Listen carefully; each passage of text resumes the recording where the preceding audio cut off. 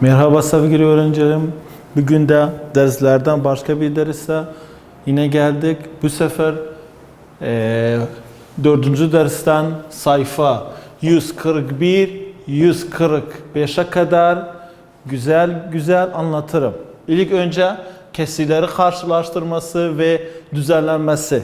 Kesirleri karşılaştırmak, çünkü geçen derste kesir birimi ve özdeş kesirleri okuduk. Şimdi bu derste kesirleri karşılaştırmak. Nasıl biliriz? Bir kesir diğer kesirden büyük mü, küçük mü, eşit mi? Büyük mü, küçük mü, eşit mi? Büyük, küçük, eşit. İşaretleri unutmayın. Büyük, küçük, eşit. Şöyle göstereyim. Büyük, küçük, eşit. Büyük, küçük, eşit. Büyük, küçük, eşit. Küçük, büyük,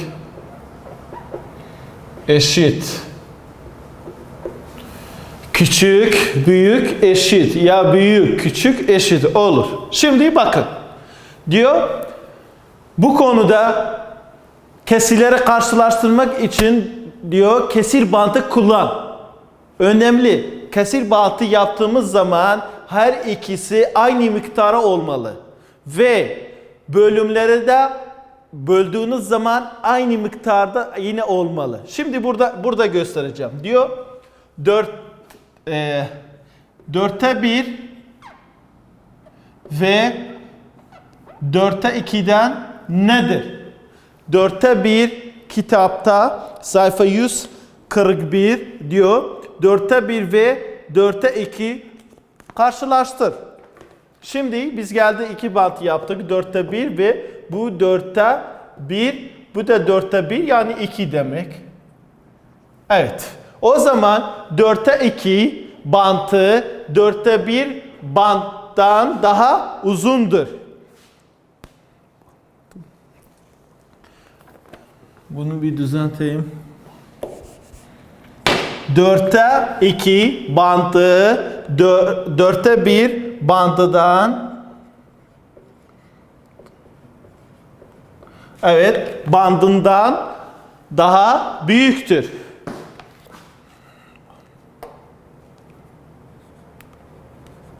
Evet. Daha uzundur. 4'te 1 demek 4'te 2'den küçüktür. Ya başka bir şekilde desem 4'te 2 4'te 1'ten küçüktür. Bak küçük işareti, büyük işareti. Başka bir örnek, B örneğinde diyor 4'te 1 ve 3'te 1 karşılaştır. İki kesir bantı var. Bakın aynı uzunluktalar ve bölümleri de aynı miktara olmalı. 4'te 1 ve bu 3'te 1'dir. Bakın 3'te 1'i 4'te 1'den ne kadar fazladır? Bakın. Bakın 4'te 1 şu kadar 3'te 1'den kısadır. O zaman 4'te 1 bandı 3'te 1 bandıdan daha kısadır. 4'te 1 3'te 1'den küçüktür. Küçüktür unutmayın. Veya başka bir şekilde desem 3'te 1 4'te 1'den büyüktür. Kesirleri karşılaştırmak için birkaç kural daha kullanabilirsin. Mesela şu şekilde. Eğer paydaları eşitse bu pay eşittir. Eğer pay eşitse paydaları ne kadar küçükse o kadar büyüktür. Ne demek? Şimdi bu 3'tür. Burası 4'tür. Bu 3 bu 4'ten büyüktür. Bu 3 bu 4'ten büyüktür. Bak şurada da söyleyeyim. 3'te 1 4'te 1'ten büyüktür. Ne zaman? Eğer yukarıdaki basamaklar eşit. Pay demek. Pay eşitse pay. Aşağıdaki payda demek. Paydayı ne kadar azsa o kadar büyük. Başka örnek var. Aynı örneği göstereyim. Eğer Bu sefer onun biraz farklıdır. Eğer dese paydaları eşitse payı ne kadar fazla olsa o kadar büyük. Payı ne kadar fazla olsa o kadar büyük. Bakalım kitapta sayfa 142'de birkaç örnek göstermiş. Örneklerden birinci örnek şurada yazacağım. Bakın. Ne diyor? 3'te 2, 3'te 1. Bu örneği çözmek için şimdi söylediğim notu tutar. Şöyle. Paydaları eşit. Payı ne kadar büyükse o kadar büyük. Şimdi bu 2 birden büyük mü, küçük mü? Tabii ki büyük. O zaman burada büyük işareti koyacağım. Kesir bantı kullanırsan şu şekilde 2 kesir bantı yapacağım.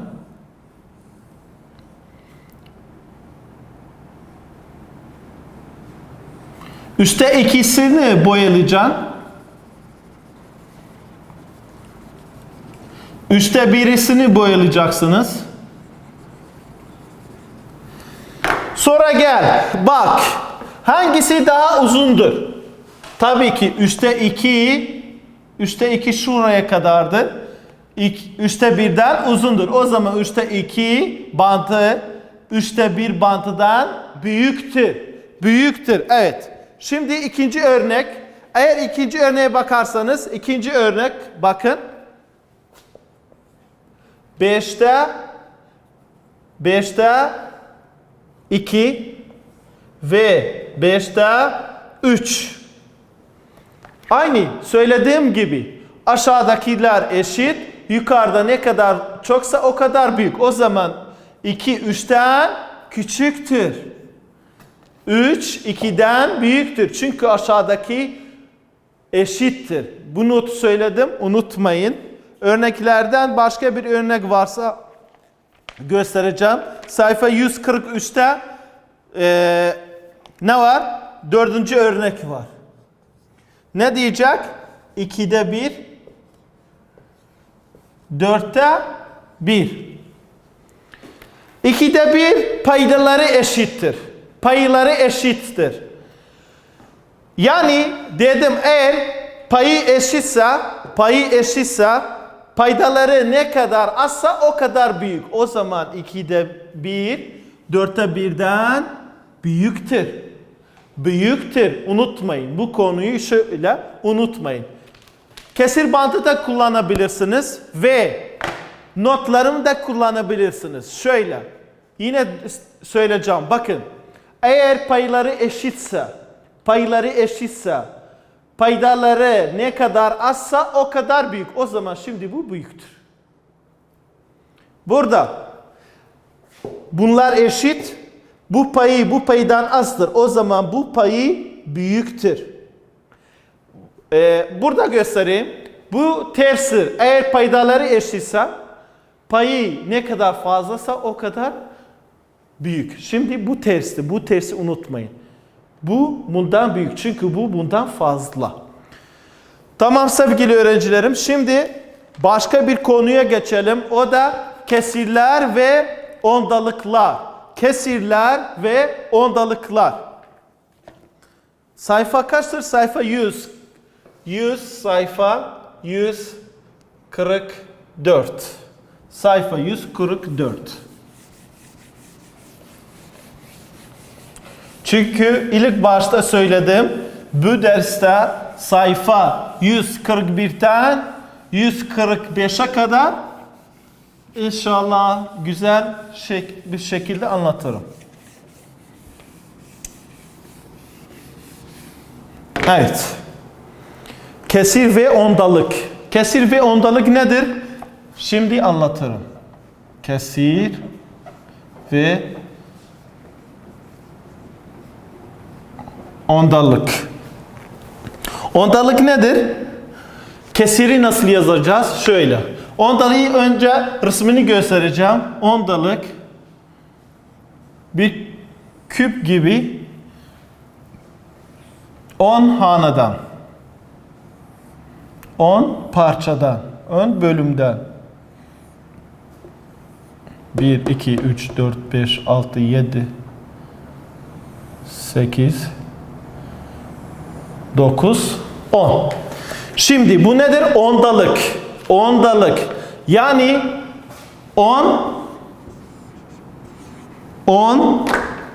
10'dan kaçı boyaladığınız zaman onda yazacaksın. Şu şekilde.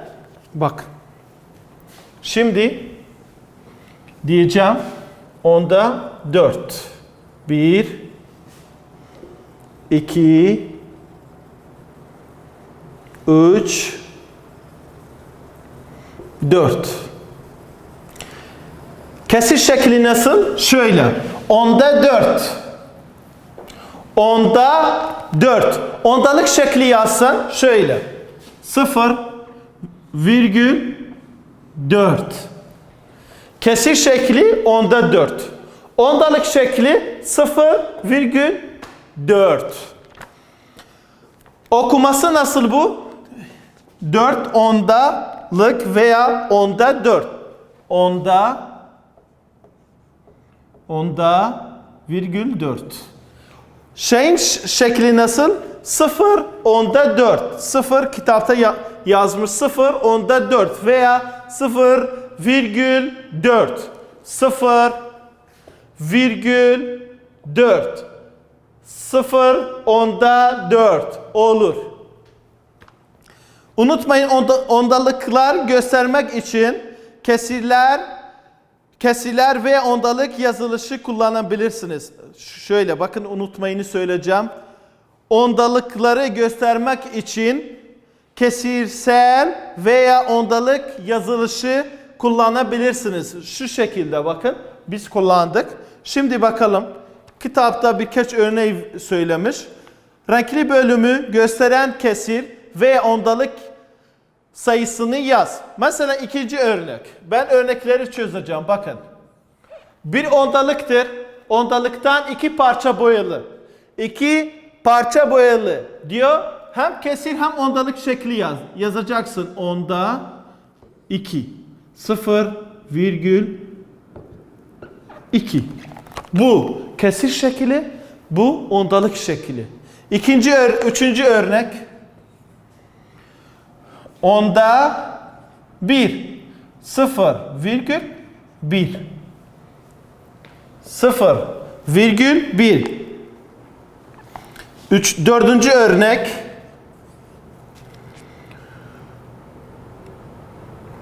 Onda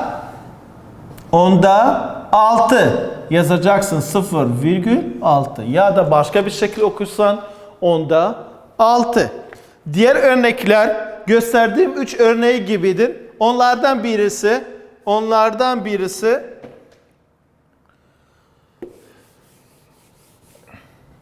mesela bu 7. örnektir. 7. örnek bakalım 1, 2, 3, 4, 5. 5 tane boyalımış. Örneği göstermiş 7. örnek. Diyor ne?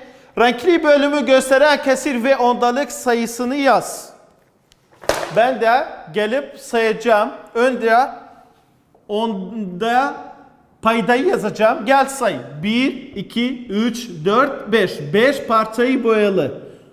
Bir de burada 5'i yazacağım. Ondalık şekli nasıldır?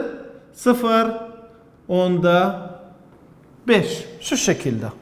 Çok kolay bir konudur. Kesir ve ondalık. Kesir ve ondalık. Ondalık ne demek? Yani 10 eşit bölüm. 10 eşit bölüm. Mesela eğer 10. örneğe baksanız 10. örnek burada. Çözüyorum. Nedir? 10. soru. Nedir?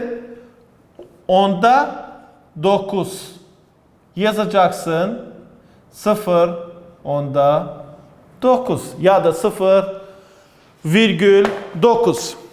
Tamam. Sevgili öğrencilerimiz, bugün de dersimiz burada bitti.